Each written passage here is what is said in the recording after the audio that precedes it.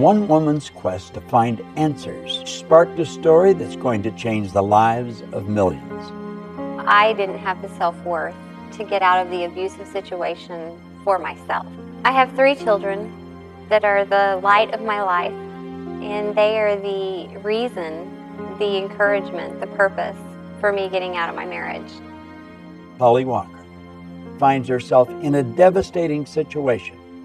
He picked me up by my neck, threw me on the hood of my car in front of our youngest daughter, beat my head into the hood of my car, and choked me until I could hardly breathe. Betrayed by the people who were supposed to love her, struggling just to get back on her feet, having to fight a court battle to get custody of her 3 young children. During this process, there were days that were extremely hard, that I really second-guessed and questioned, what have I done? And I decided that I was going to turn my life around.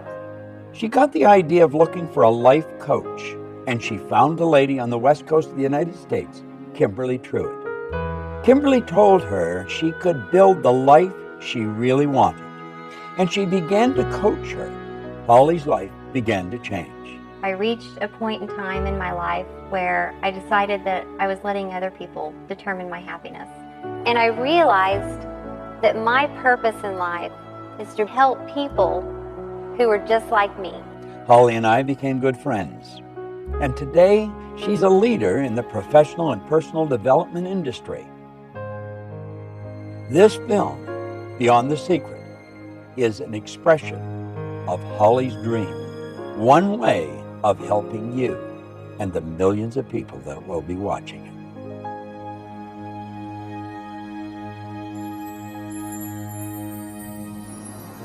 You know, the story that I've just shared with you of Holli Walker is a true story. As a matter of fact, I really played the story down. If you knew the truth about the transformation that took place in this lady, how she went from winning to nowhere and right back up again, you would never wonder whether you could win. And that's the purpose of this film. We want to recommend that you go beyond the surface, really take a look at who you are and what you are. Do you know that there's around 11 million kilowatt hours per pound potential energy locked up in the electrons in the atoms of your body? Phenomenal power. We've got enough potential energy in us to light up a small town for nearly a week. What do you really want? Listen carefully as each person comes on the screen. Listen to what they have to say, because they're going to put a spotlight on something that Holli wants you to hear. But don't just listen to it. Understand it. Listen to it frequently, and then apply it. Life is a magnificent journey. It truly is, but only if we make it that way, and we have the potential to do that. Hi, I'm Holli Walker, and welcome to Beyond the Secret. What's the value of one really good idea applied to one specific area of your life?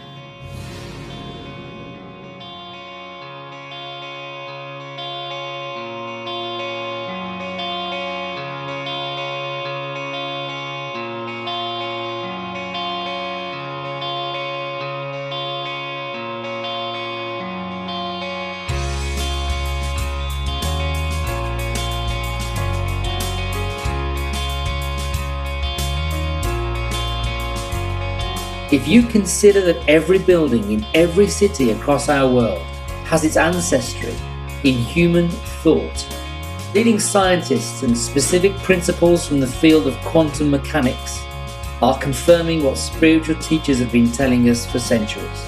This isn't just wishful thinking. It is a practical application for success in life. And the key that unlocks it is human intention.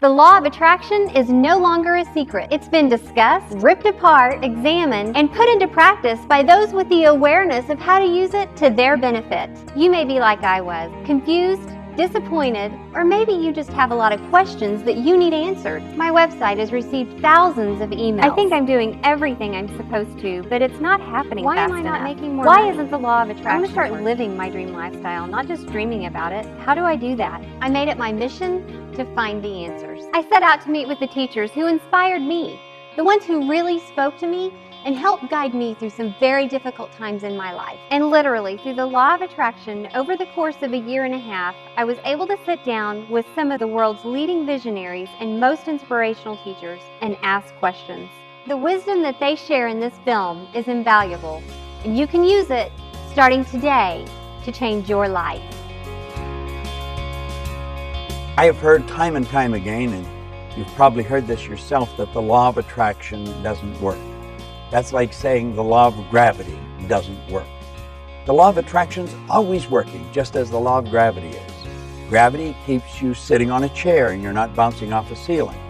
But if you use it wrong and walk off a building, you're toast. Well, it's the same with the law of attraction. The law of attraction, though, is a secondary law. The law of vibration is the primary law, and the vibration you're in dictates what you're going to attract. When you're in the vibration of having ideas, everything that's in harmony with having that experience will start to be attracted to you. Like energy attracts like energy. If you're not in a good vibration, you're going to attract stuff you don't want. But the law of attraction's always working. It's a matter of understanding it and bringing our mind and body, our whole being, into the right vibration so that we attract what we want. So if you think you're using the law of attraction, but you're not creating the results you want, it's sort of like taking a lamp to an electric plug. So if I'm carrying a lamp and I'm heading over to an electric plug, and I plug that lamp in, and I don't get any light, I don't get down on my knees and beg the law of electricity to please, dear law of electricity.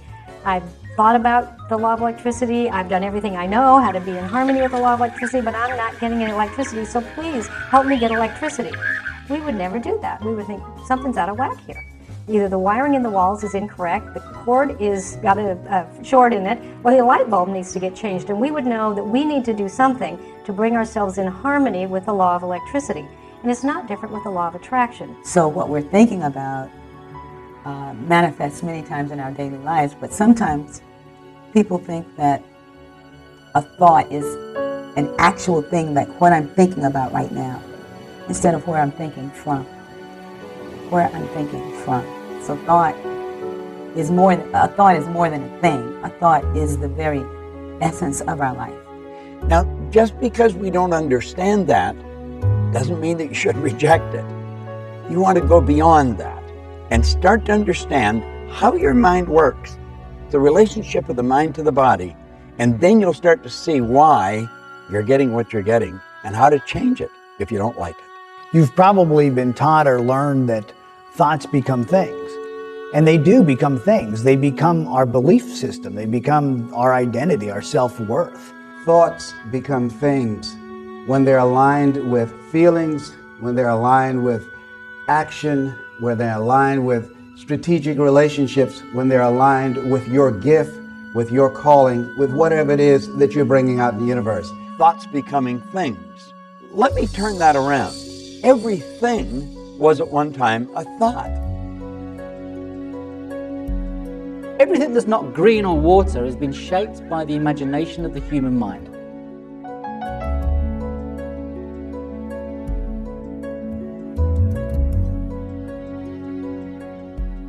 Everything you look at was created twice.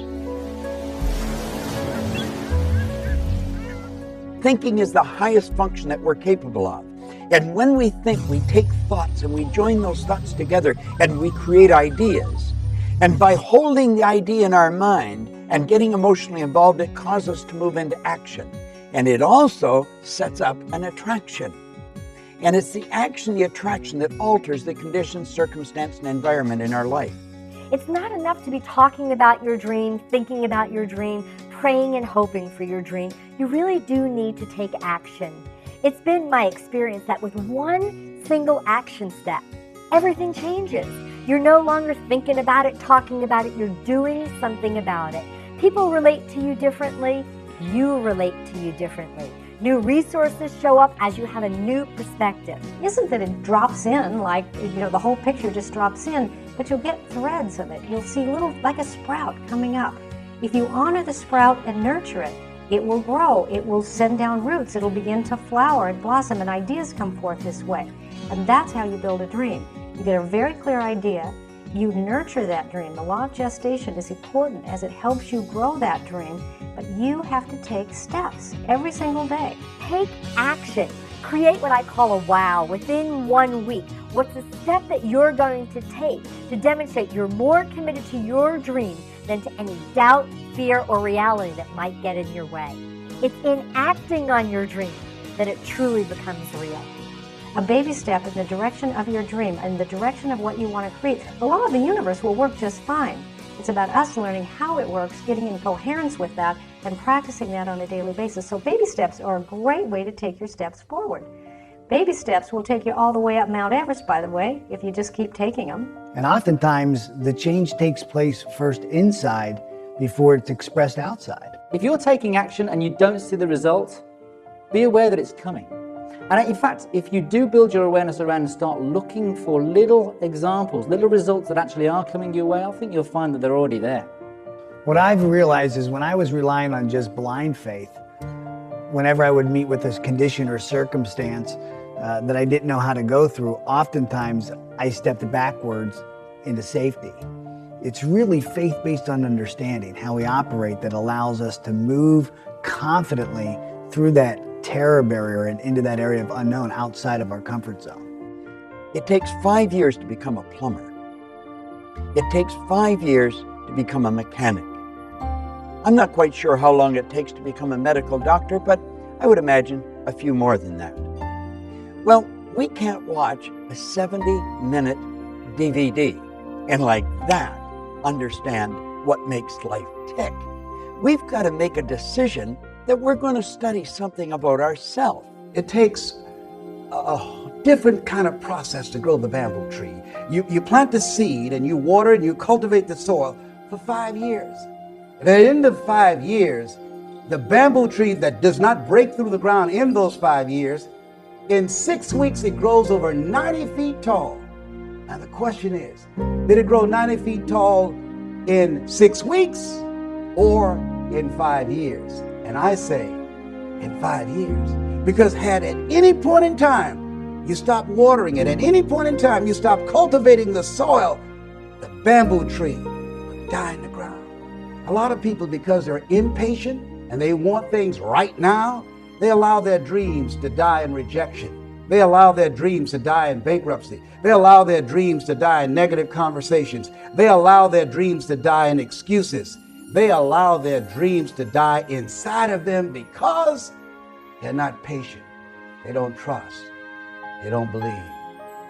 Belief and trust gives you patience. When we're born, we are programmed to move along a certain track. That's called genetic conditioning. It's part of a paradigm, part of a control mechanism in our mind. And then we're programmed environmentally. Thoughts that you hold and the thoughts that you choose start to create your beliefs. They create your paradigms. They create the filters through which you see your world. Those beliefs are really what determine the actions that you're willing or not willing to take. And I don't think it takes any genius to tell you that the actions that you take in life are those things that are most responsible for the results that you're getting. I think the first thing you have to do is you've got to decide exactly what you want and then write it out in a vision form. We can take a pen and a piece of paper and decree our own destiny. Like a story, like it's already happened, like it's present tense. Now, if we don't do that, and unfortunately not that many people do, then it's predetermined. It's predestined by the paradigm that's built into us at birth. But you have the ability to change it. You build the image, you get emotionally involved with that image, you hold that image in your mind of that life that you want to live and you in it. And you will begin to see those results manifest themselves. That is the way to create the life that you want. Our gifts come to serve the world, not to make us rich first, And so, but I was trying to get rich off my gifts. And I was so sad. I worked the principles too. I wrote it down. I did all the things that I learned to do early in the game. And I was very depressed a lot of the times because what I wanted to see happen was not manifesting. You know, we live in this GPS society where we think we have to know every single step we've got to make, and it's really not that way.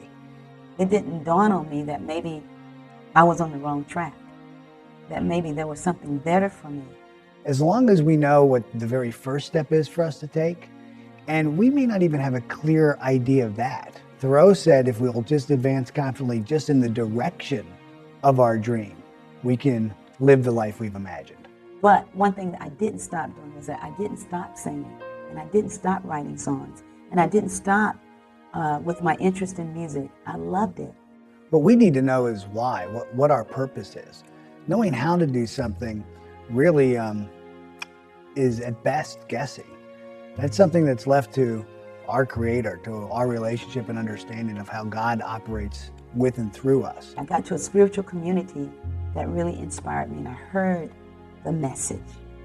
I heard this message that said I was more than my idea of what I thought life was. That there was something greater happening than what my disappointment had said the world was. I was disappointed with the world.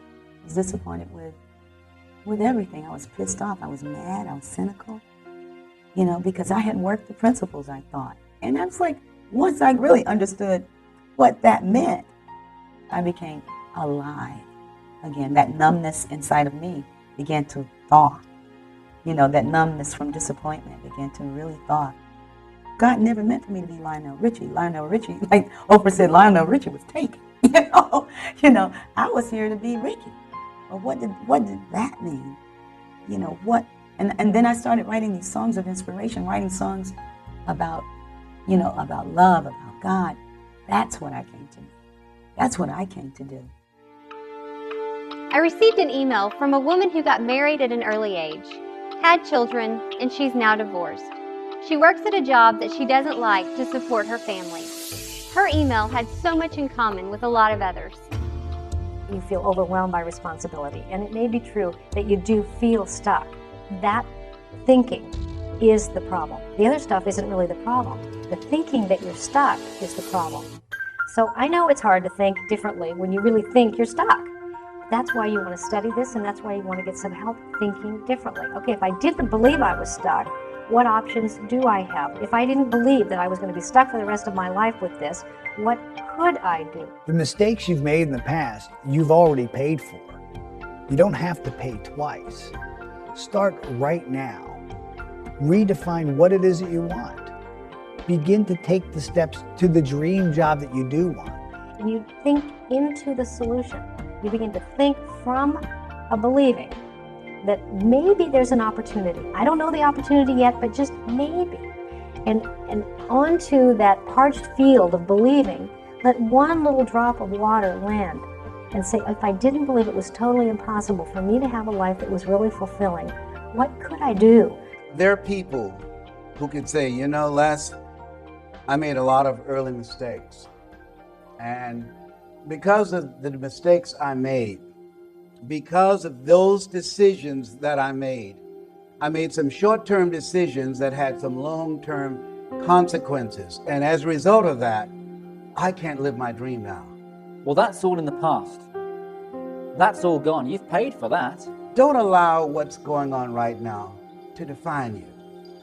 Be open to the possibilities. One, of getting some help. Also understand and know and expect things to get better for you. And ask yourself, what is it that you need to do differently? But it takes a mind who's willing to explore, expand, extend, and you can choose to do that. You've overcome significant challenges to be where you are today.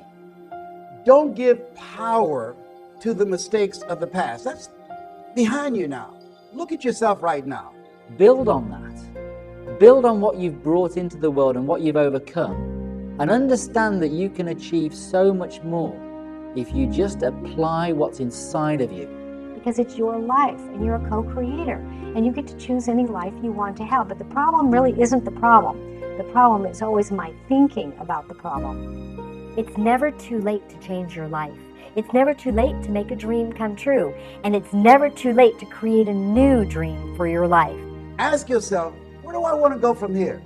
Begin to focus on the possibilities. See, whatever you focus on the longest will become the strongest. If you talk about, and I know this from my own situation, I talked about, well, I don't have a college education. Well, I was labeled educable mental retarded. Well, I'm adopted. Well, I never worked for a major corporation. All of the things that I focused on, that became the dominant story in my mind. When I began to flip that script and I became convinced in my spirit that what I had is enough. What you have is enough. Where you are right now, that's enough. That's all you need. If you have the faith of a mustard seed, if you hold a mustard seed in your hand, you can't see it. You don't have to have a whole lot. It is absolutely pertinent that you have a dream. If you don't have a dream and you're taking action every single day, then there's really nothing that separates you from a hamster running around in a wheel. Yeah, you're getting a lot done, but you're moving nowhere. The dream is what gives that action direction. I would really like to believe what you're telling me, Bob, but I feel stuck. By the time I get home and get the kids to bed, I'm beat. I'm in hock right up to here. I don't have the money to really buy some of the things or attend some of the programs you're talking about. And quite frankly, I'm tired. I really don't know how to make it work. What is something that I know I could do, know I should do, and know if I would do, it would move me closer to my dream? Now, I'm not asking that you're going to have an answer that's going to make this big quantum leap. What's just the first step? I have a friend who does a seminar called How to Earn Over $200,000 a Year with Your Eyes Closed. Mike Jones out of Philadelphia. He's been blind since he was 10 years old. Tawana Williams, she wrote a book called Unarmed But Dangerous. She's the president of her own corporation. She was a 10-year crack addict, a single mother, and she was born without arms. Oh, what's your excuse? I say you're bigger than your excuse. Stop focusing on your reality. Start to ask yourself, how do you want your life to be? And then take action steps to prove that you're not just talking about it. You're not inspired. And you're not inspired because you don't have a goal. You have things you want that you wish for. You're being controlled by what's going on in your outside world. Your external circumstances are just a mere reflection of your internal circumstances. I've gone into prisons. I've seen people that were stuck beyond what you could believe. And I've watched them change. There is a way, but you've got to have a reason, and it's got to be a good one. It's got to be something you want. And not all dreams need to be Mother Teresa dreams. We're lucky that there are people in the world that do want to make the world a better place. But your dream of spending more quality time with your family, your dream of being paid well for doing something you really love, your dream of being healthy and physically fit, these are really important dreams as well. Looking at the world as unlimited in possibility, looking at your life as an unlimited set of possibilities, and waking up every day in a state of gratitude. And that's not, I don't mean gratitude is going to do it for you. I don't mean gratitude is going to lead to action, but it puts you in the right frame of mind to really invoke the law of attraction. So it's your emotional involvement that alters the vibration and sets up the attraction. The number one step you need to take is to fall in love with what it is you want to be, do, or have. Just repeating something isn't going to do any good. You've got to mix it with feelings of emotion. You've got to internalize it. You've got to become the actor. You've got to live the part. It's not just a want or a wish or a desire, it's an all-consuming obsession. You do it frequently, it'll become a habit. You must be emotionally involved with whatever you want, or nothing's going to happen. There was a woman I know, a young mom, 2 kids. She was a single mom, had dropped out of high school, didn't have an education. The father of the children had been long gone and there was no child support.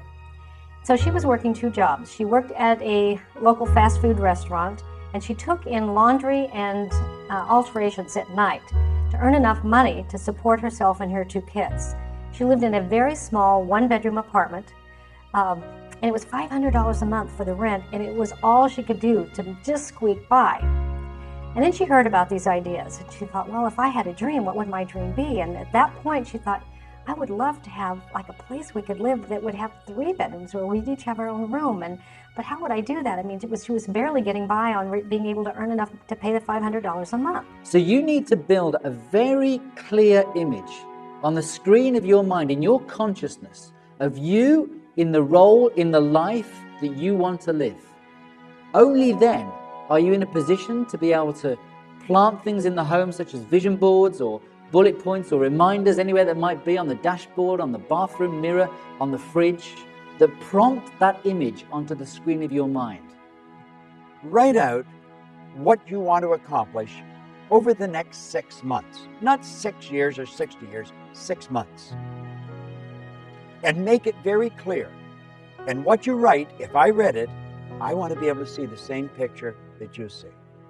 What she really wanted was a small place with a fenced backyard, so her son, who was 7, had longed for a dog, to have his own dog. There would be a fireplace so that they would be warm in the winters. And she described the kitchen when she wanted a window over the sink, because she was so tired of doing dishes and looking at a blank wall. And she wanted an arched doorway to come in through, and she wanted a little picket fence out front. People take the time to decide what they want, and they write it out. And then they think just through sheer willpower they can make it happen. It isn't going to work. That's like a fly trying to fly through the glass in the window pane. It's going to die on the windowsill. One of my favorite quotes comes from General Schwarzkopf. He says that in times of war I find plans utterly useless, but planning to be priceless. Really, what would you do if you just didn't believe it was impossible? And she said, well, I'd look for it. If that's exactly what you do if you didn't believe it was impossible. Go look for it. And she said, well, I found exactly what I'm looking for, but I don't feel any better. I actually feel worse. I found this little house. It needs a lot of work. It's got hardwood floors need to be refinished, and the cupboards need to be redone. But there's a window over the sink. There's a little fireplace. There's no grass in the backyard, but there are 3 little bedrooms, and the picket fence needs. And she said, but now I just feel worse. And they said, but if you didn't believe it was impossible. And she said, I don't know how this works. This can't be work. I just feel worse. And they said, do this. If you didn't believe it was impossible, what idea could you get? What if time and money were not issues? What if you had the support of the people around you? She says, well, they want $900 for this. That's like twice almost of what I've been paying. I can't do this. They said, but if you didn't believe it was impossible. And they said, just stay in the question. If I didn't believe it was impossible, what would I do? And here's the action part of applying the law of attraction, is that you take a step anyway. In the absence of knowing everything, you take a step anyway. It's a baby step. And you have to stay in the inquiring mind. If I didn't believe it was impossible, what could I do? What could I do? The imagination is going to cause the universal mind to start bringing you what you need and when you need it.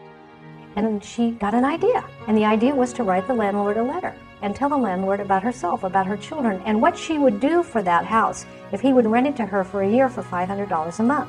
How she would refinish the hardwood floors, how she would redo the cabinets in the kitchen, how she would plant the grass, how she would put in some flowers, how she would paint the picket fence. And if he would supply the materials, she would provide the sweat. She wrote a beautiful letter, and then she signed the letter and she put it in the mailbox. When we're really expecting the good to come into our life that we're hoping for, we don't ask, where is it? And you must expect it. Desire without expectation is flawed. You have got to expect the good that is coming into your life. Expectation is born of belief. You have got to believe it, because if you don't believe it, then you're wishing a fantasy. Finally, 2 weeks later, she got a phone call. It was the landlord, and he says, I don't know why I'm doing this. I've had your letter on my desk for 2 weeks. I've got 2 full-price offers.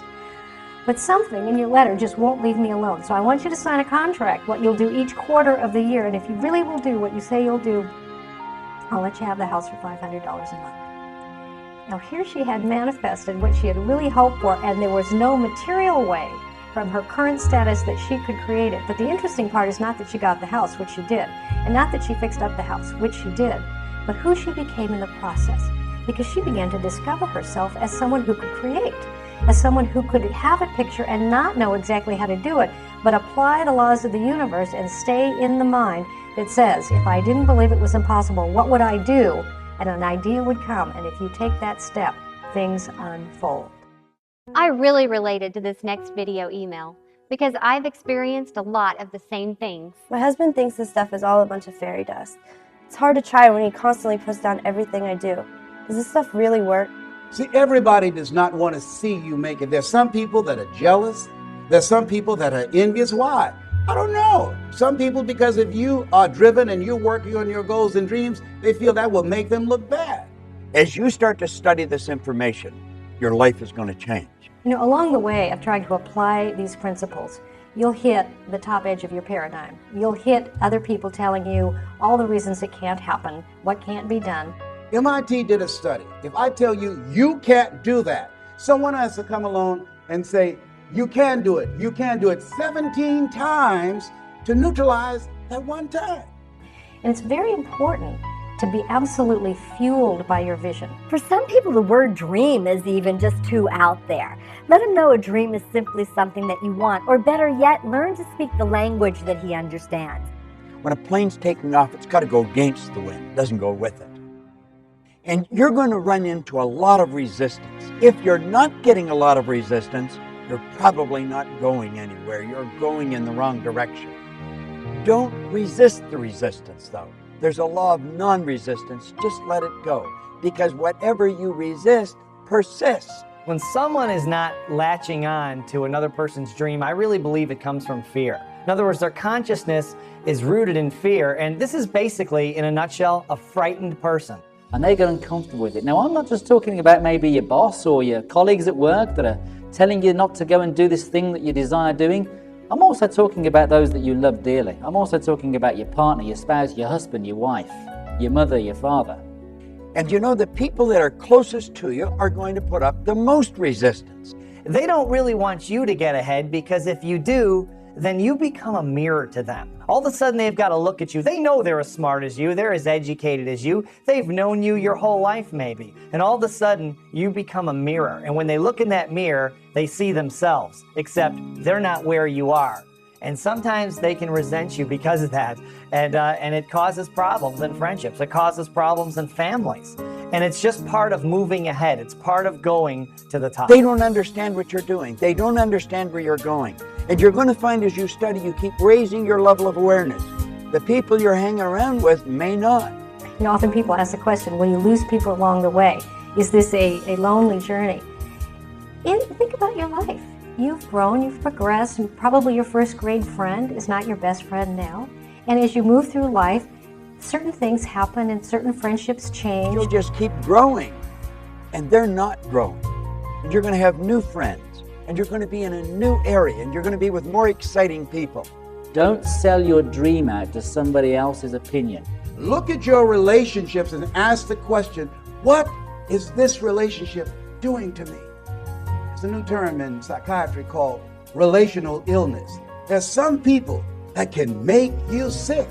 I have a friend, I'm serious. I have a friend who, when she was married for 9 years, every year she had to have some kind of surgery. And once, and now it's been over 8 years, she got a divorce. She never had to have another surgery. If your why is big enough, the how will show up. So you want to stay very much in touch with why you want this dream, why it's good for you, why it's good for others, why you want to be doing this thing. If you're not yourself, then you're not free.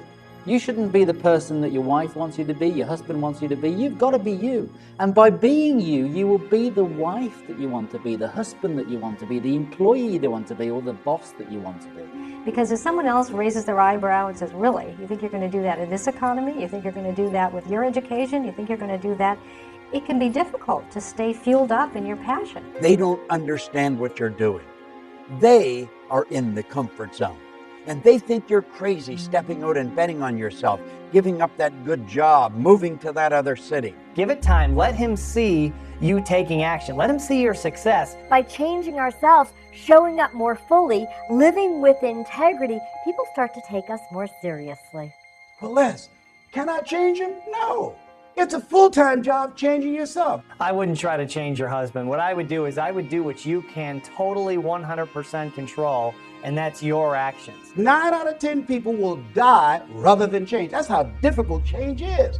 So you can't change people. Change yourself. You know, often it's the people that are the closest to us that might have the hardest time believing for us. He doesn't think you can do it, not because you don't have the talent, but just because it's not within the parameters of his belief system.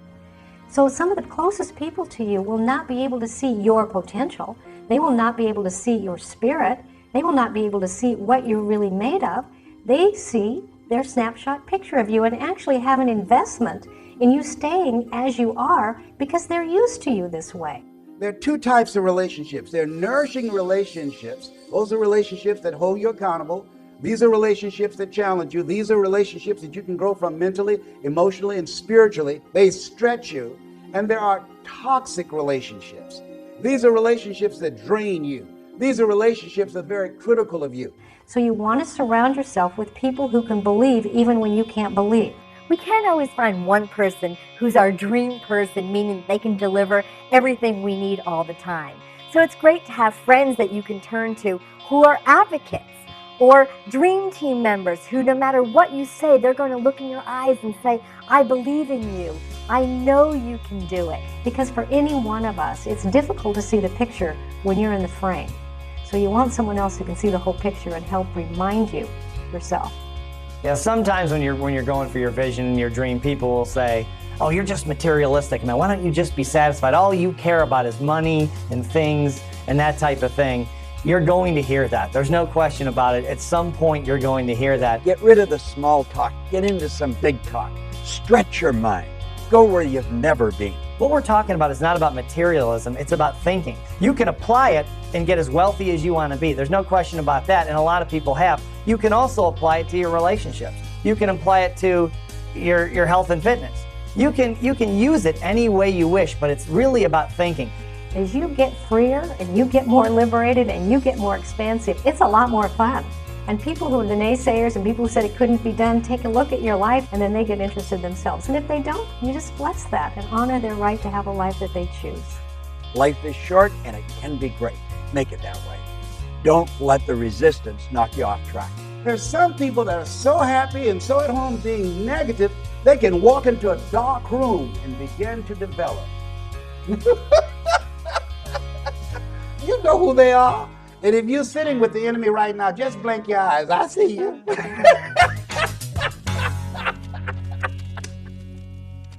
This video email is from Laura, and she is like so many of us. She doesn't like change. I hate change. I'm not happy with my life, but making huge changes seems way out there, and I don't want to end up being laughed at if I fail.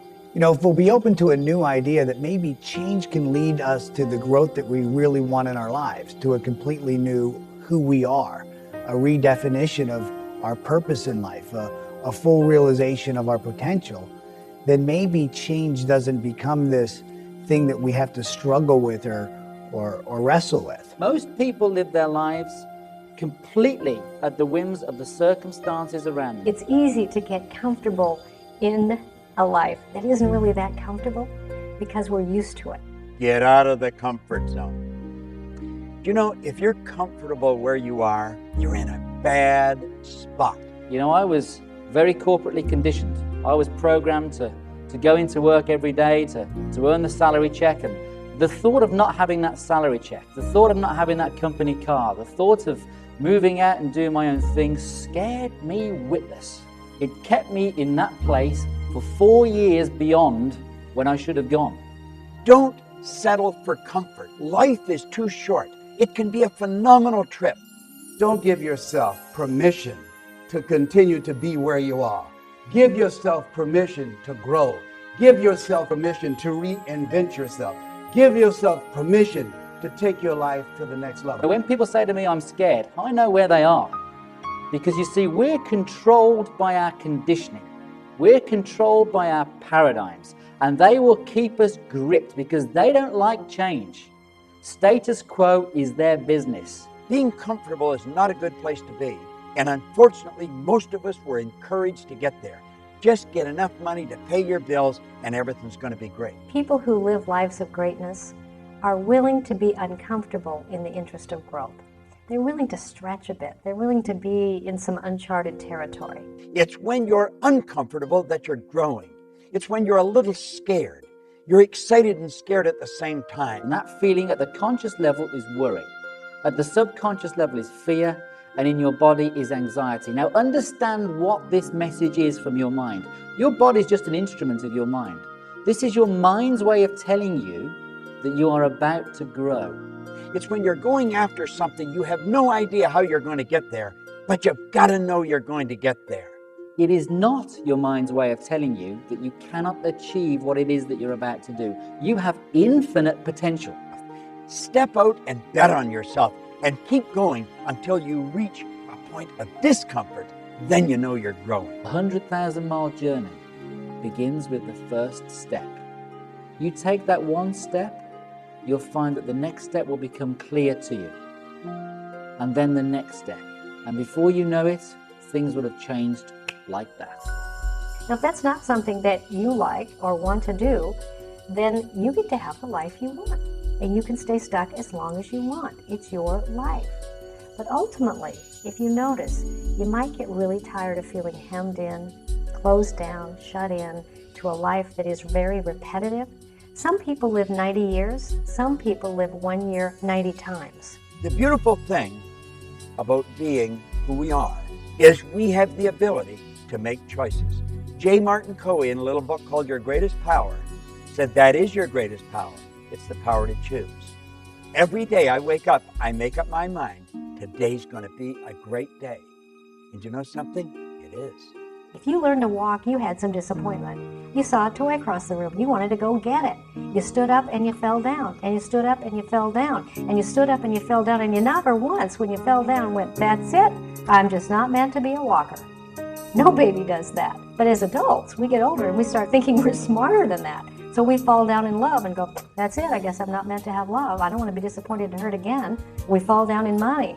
We say, oh, that's, I guess it's not for me to have abundance. It's not about that. It's about a willingness to have some stretch goals. And you are going to fall down and you are going to have some disappointment. But it's okay if along the way, what you're recognizing is you're part of something that is much bigger than a little bit of disappointment or having your dream come true exactly when you thought it should. You're living a life. If you look at the most successful people that have ever lived, the ones alive today or the ones in the past, failure was a part of their journey. And you're living in what Hildegard de Bingen in the 13th century called the best life there is. And she said each one of us must learn to live on the green growing edges of our own becoming. You're here to do what you love to do. And then it's more than just following your bliss. It's really, really doing the thing that you love to do and learning how to do that well, not to think that, well, just because I can sing, I love to sing, well, let me go get a record deal. Let me go get a contract. Let me use the laws to manifest this. And it's like, well, no, let's learn to sing. And that's where aliveness is. So you get to choose how much life you're willing to live.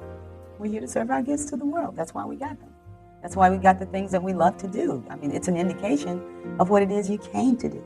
In your day-to-day activities, what really has meaning for you? And that'll be 75% of your purpose, of what you're passionate about. The other 25% can be calibrated by those around you that know you well.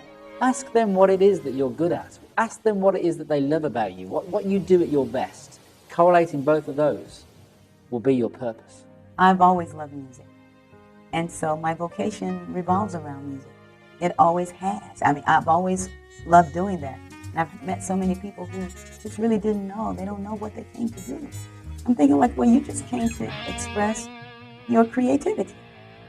Now, what is it that you feel good about being creative? I mean, how do you like to express yourself? What is the way you like to do that? And somewhere along your line of interest lies the thing that you came to do. And then the people who would be served by what it is that you love to do. You watch most people, it looks like life was a practice run.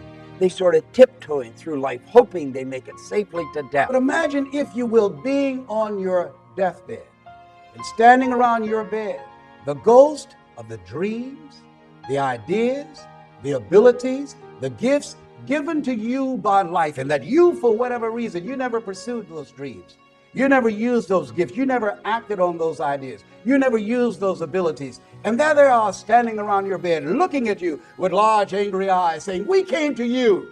And only you could have given us life. And now we must die with you forever. When a person is numb, they're so cut off from their own happiness, from their interior happiness. It's very difficult to know who you are when you're in that place.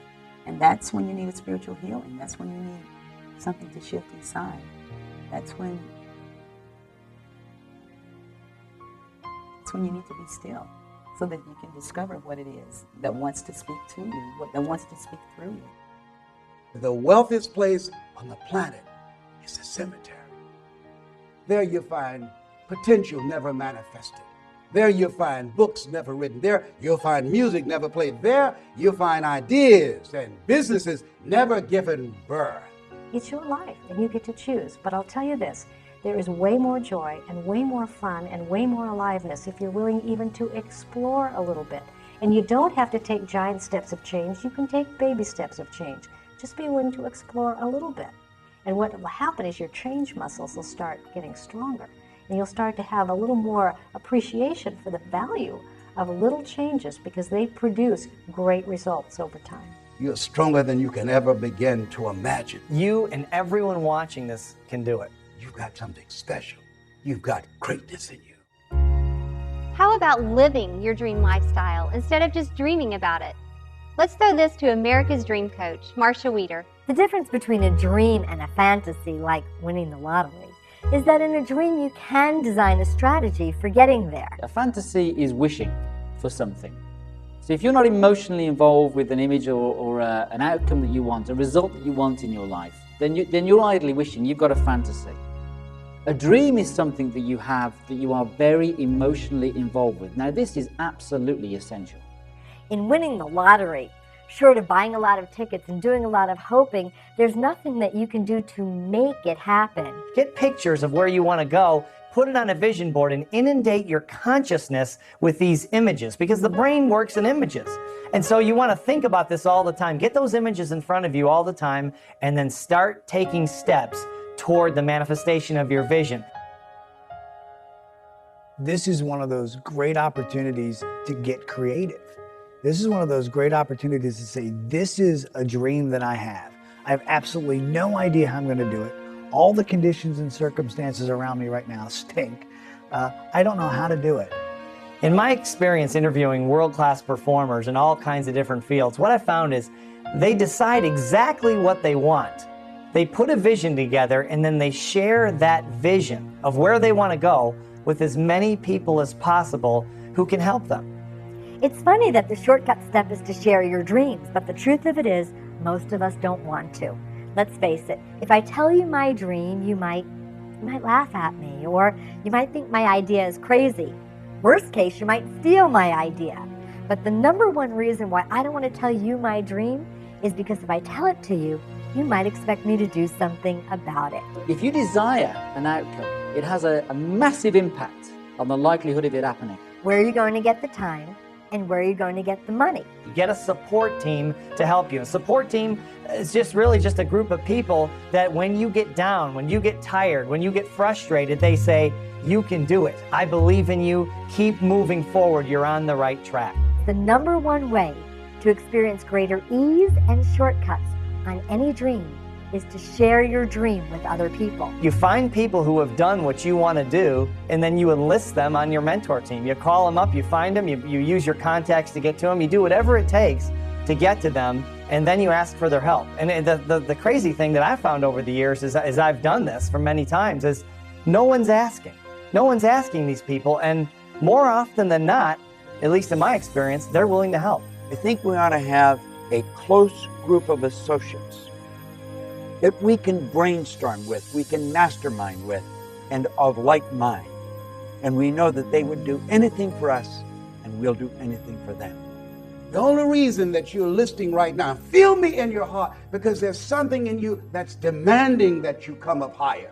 And you've got to answer the call. But what if I fail? But what if everyone's right? But what if it really is a bad idea? But what if I don't have what it takes? I think you're going to lose belief. I think every great performer along the road to manifesting their vision loses belief. You may hear that they don't, but I've worked with a lot of them, and I think all of us have. We've all lost our belief at some time, and then there's a support system right there to pick you up. I remember when I was building my speaking business, and I just wasn't going anywhere with it, and I would talk to my parents, I would talk to my wife Dawn, and they would say, without any question, when I was down, they would be there to say, you can do it. I know you're so close. You're gonna break through, you're gonna break through. And it would give me just enough courage, just enough mental toughness, if you will, to hang in there one more day and one more week until it finally broke. We all need help. We all need support along the way. Get up and get going. I've lost everything 2 or 3 times. Never slowed me down. 8 out of 10 millionaires have been financially bankrupt. So what? You can come back again. Willie Jolly, motivational speaker and author, said a setback is a setup for a comeback. You have comeback power. I found, and I think you're going to find the same thing, is that dreams are contagious. The secret here is to separate out what is your dream and what are your doubts and fears about it. The bottom line is, which one are you more committed to? Your dream or your doubt? Your dream or your fear or your reality? Prove that you're more committed to your dream by taking action. To become that person that you know in your heart of hearts that you have it within you. In the current economy, businesses are facing tough times. I've talked to business owners and individuals with small companies, and basically, they all have the same question. My business is hurting. We're making cuts, laying people off. I feel like I've done about everything I can do. I know that, sometimes in a tough economy, you make decisions that end up being more courageous than others, and maybe I should be more aggressive. I really am just looking for some direction.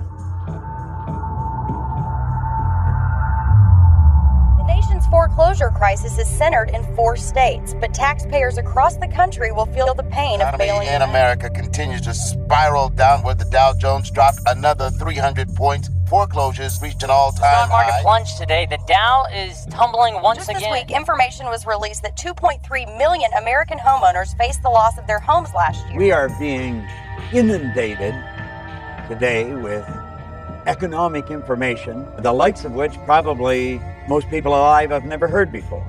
You have been given the God-given ability to create your own economy. And that's what you want to start to do. Quit listening to all these terrible news broadcasts. Does that mean that the economy is not in bad shape? It doesn't mean that at all. But if you study history, it's when things are at their worst that they're actually at their best. That is one of the laws of the universe. It's called the law of polarity. You've got to train yourself to look for the good in it. Go back and study during the Great Depression of the 30s. Do you know there were people earning millions of dollars, businesses being built? Not everybody went out of business. Some people went into business. This is a phenomenal time. There's great problems. There's great solutions in every one. Study it. Bring your mind to bear on the good side of what you see. I think what you can do right now is be open-minded to a new idea. Understanding that the way that you've always done business may not be the way that you're always going to continue to do business. One of the great books, The True Believer, written by Eric Hoffer, he said that in times of change, it's the learners who inherit the earth. It's easy to have faith when you have a job, when your business is successful, you can make payroll, your marriage is working out, your children acting like they have good sense. No one has looked at you and diagnosed you with a terminal illness. It's easy to have faith then. But the true test of faith is when life taps you on the shoulder. You've got to look to your beliefs about money. Like, what do you believe about money? Do you believe that money is a good thing? Is it a bad thing? Is it something that that you shouldn't want? Is it wrong to want money? I would study your beliefs, because your beliefs will dictate your behaviors. You don't necessarily get what it is that you want in life. You get what you believe you're capable of. You get what you believe you're worth. And if your behaviors aren't in line with making more money, you won't make more money. You can wish for it all day long. It's not going to happen. But if you can alter your beliefs and expand your beliefs around money, you can automatically, just by default, change your behaviors around money, which will ultimately lead to making more money. A person doesn't earn $50,000 a year because they want $50,000 a year. They earn $50,000 a year because they're not aware of how to earn $50,000 a month. Stop and think of the things that you're aware of today that you weren't just a couple of years ago. Awareness is the most phenomenal thing. If you were aware of how to utilize the potential that you've got, your whole life would change just like turning on a light. Awareness, you develop it through reading, you develop it through listening, you develop it through studying people who have done what you want to do. Study people that have developed wealth and watch the way they live. I don't mean the cars they drive or the houses they own. That's all fine, but that's all icing on the cake. Everything you own at the time of your death is going to belong to somebody else. But what you are is yours forever. No one is any better than you, and no one's any worse. We are truly equal. And what we want to do is really understand that. Do you know that everything, ourself and everything that we see, is energy? And it's in a source of vibration, pure unadulterated spirit. There's an infinite amount of money. I don't mean there's an infinite amount of paper and gold. I don't mean that. I mean, making money is really unlimited because money really flows directly from ideas. When you begin to start thinking, get grounded within yourself and be still and start thinking and not allow yourself to make decisions from your fears. Zig Ziglar calls fear false evidence appearing real. You want to be thoughtful and start thinking and strategizing and developing a plan of action or where you're going to go now, where you're going to move your life, what's next for you. Because there is something available for you. It's now time for you to start a new chapter in your life. There's total abundance out there. Most people don't know that, but that doesn't mean you can't believe it. That's what wealthy people believe. They believe there's no end, there's no limit to the wealth they can build. I remember a point in my life, things were working out real good, and I said, this is too good to be true. I had a talk show. They paid me millions of dollars to do the show. And when I came into New York and was in the studio in Manhattan Studios, I looked around and I said to my mentor, this is too good to be true. And he said, Les, there are no overachievers. I said, Mike, this is too good to be true. Something is bound to happen. And it did. Thou shalt decree a thing that shall be established unto you. Death and life is in the tongue. Don't be afraid of taking a risk. If you fail, you can get up and go at it again. Failing is a part of winning. One of my favorite studies is on The Spirit of Opulence, written by Thomas Troward. He said that when we're drawing from the infinite, we never be afraid of taking more than our share. I just love that. He said that's not where the danger lies. The danger lies is in taking less and being willing to settle for that. I am asked over and over again, is this a good time to take a risk? Step out and follow your purpose. Do you know the worst thing that can happen to you is not to take a risk? That's the greatest risk. See, I live with the idea that if you're not on the edge, you're taking up too much room. We've got to step out of the life we're in if we ever want to get to the one we're going for. You know, a lot of people talking about waiting for their ship to come in. And Abraham Lincoln talked about the fact that the people who win in life are willing to swim out to the ship. You weren't born believing that money is the root of all evil, or that you should go to college or you shouldn't go to college, or you should get married or not get married. Those are all programs from people of influence in our childhood. When we were little kids, people said this is right and this is wrong. And we believed it because we didn't have any frame of reference as children to argue with them. Well, now we do. Now we know what we're going to need to get where we want to go. The quality of thinking that has defined who you are and the life conditions and circumstances you have now is not the same quality of thinking that's going to produce what it is that you want and move you beyond your comfort zone. Now you believe it. Now what? Now what you're going to do is you're going to start taking action to move forward with building your wealth, because you're not going to be holding yourself back. You're not going to be sabotaging yourself with this belief that there's only so much, and who are you to want more? Who are you to dream bigger? Because you know there's enough to go around for anyone that can believe and then follow up their belief with action. If you have an idea of a business that you want to start, and immediately you sit down with pen and paper and want to figure out how you're going to afford it, you might right out of the gate compromise the dream down, making it smaller, because you know that you can afford this much money. But as you start to pump up the muscle of being more creative, more visionary, dreaming bigger dreams, you'll also see that it's more powerful to really go for what you want and then figure out how to make it happen. First, understand what your dream looks like. And then when you know what your dream is, then decide if you have enough money or not, because how possibly could you know how much money you need until you start taking action towards it? In our conscious mind, we have this thought that we want to be, do, or have more. We want this big income, we want better relationships.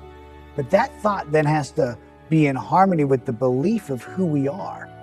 And oftentimes it's not. And here I think is where I know for me in my life, many times, and I think a lot of people get stuck because this is where we surrender. I think there's two major kind of beliefs. There's true belief, where you've actually experienced something and you know it's true. You believe it because you actually lived it. That's true belief, 100% belief. And then there's the belief of a lot of superachievers, which is what we call manufactured belief. In other words, as emotional creatures, they've literally talked themselves into believing something they've never done before, that they don't even know is possible, but they talk themselves into it. We call that manufactured beliefs. And a lot of people, before they ever accomplish their visions, have 100% belief in their ability to do so because they've talked themselves into it. What else in you that you haven't used that now the universe is demanding that you bring it out here? Really get very clear on the vision of what it is that you want to do. Internalize that vision, become emotionally involved with it. And then when you become intuitively aware of an action step, an idea, one of those out of the blue moments that you can do that would move you closer, that's when you act, regardless of the condition or circumstance. Those are the 3 steps. Build the image, internalize the image, and then take action. When you are actively engaged in making things happen, you don't have to be depressed. I don't think most people will do what we're talking about. That doesn't mean you shouldn't do it. You should do it. And that's one of the reasons to do it is because most people won't. It gives you an unbelievable opportunity to move ahead. A negative person can look at opportunities and all they will see will be the obstacles.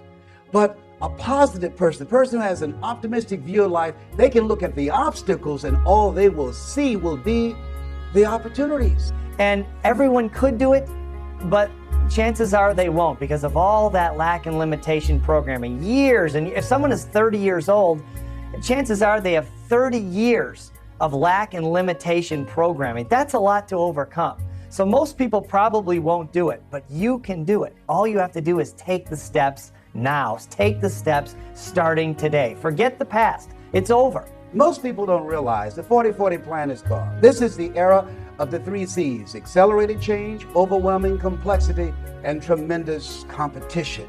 The 40-hour a week doing the same thing for 40 years, that day is gone. That was a domestic economy. This is a global economy. You will have, if you're just getting into the job market, at least 5 careers before you're 65. This is the time you want to be creative. This is the age of what Ralph Waldo Emerson calls the age of self-reliance. You want to be creative. What are the various things that you can do that you're not doing right now? Today, as Robert Shields would say, you either expand or you are expendable. Be creative.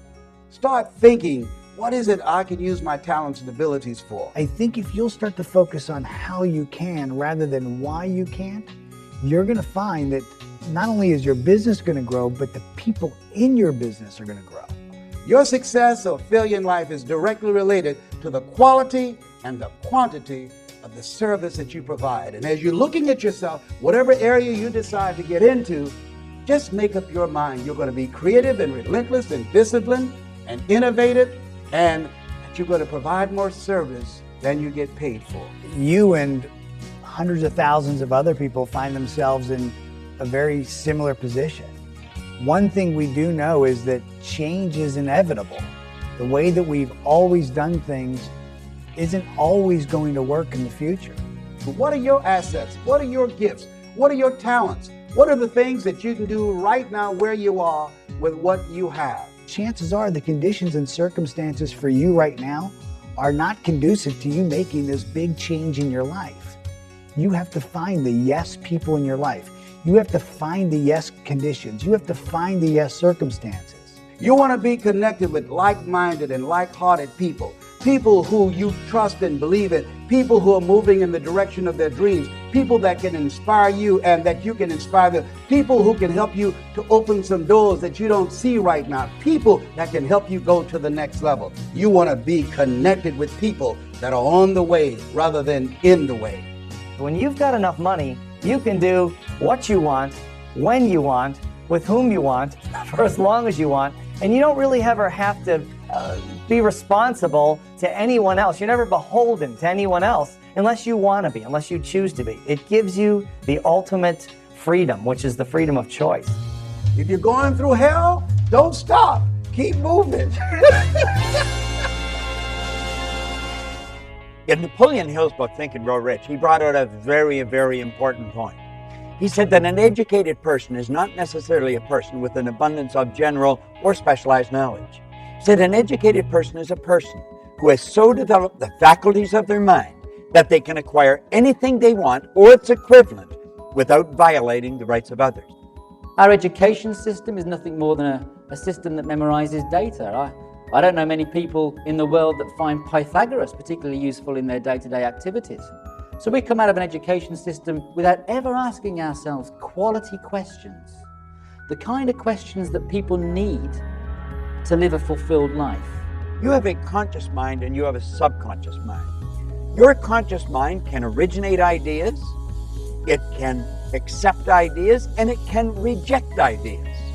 Most of us have been programmed and conditioned our entire lives to gather information in this part of our mind using our physical senses. And it's through gathering this information that we then begin to form ideas.